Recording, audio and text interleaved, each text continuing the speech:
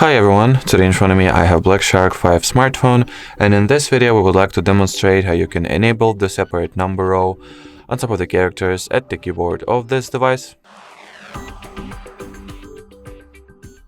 So first of all, open up, or let me just show how does the keyboard look without the separate number line. From here you want to somehow get to the keyboard settings. You can do that by simply tapping on this cog icon, or there is also the way to do that directly from the general settings app. So in here you want to enter the additional settings, languages and input,